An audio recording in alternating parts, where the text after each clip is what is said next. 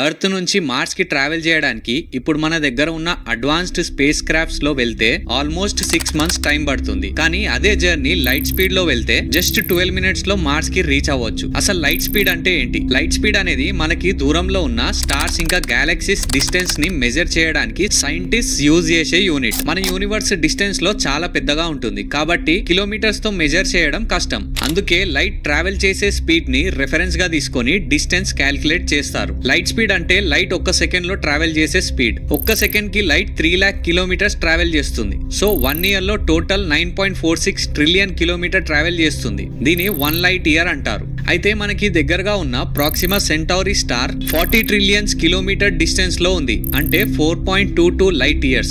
ఒకవేళ ఆ స్టార్ దగ్గరికి మనం లైట్ స్పీడ్ లో వెళ్తే అక్కడికి వెళ్ళడానికి 4.2 years పడుతుంది. అలా కాకుండా Parker solar probe space craft speed లో వెళ్తే 6600 years పడుతుంది. అదే ఏదైనా 100 trillion kilometer దూరంలో ఉన్న స్టార్ ని టెలిస్కోప్ లో చూస్తే ఆ స్టార్ విజువల్ మనకి రీచ్ అవ్వడానికి 10 years పడుతుంది. ఎందుకంటే లైట్ స్పీడ్ లో ట్రావెల్ చేసి రావడానికి 10 light years పడుతుంది కాబట్టి.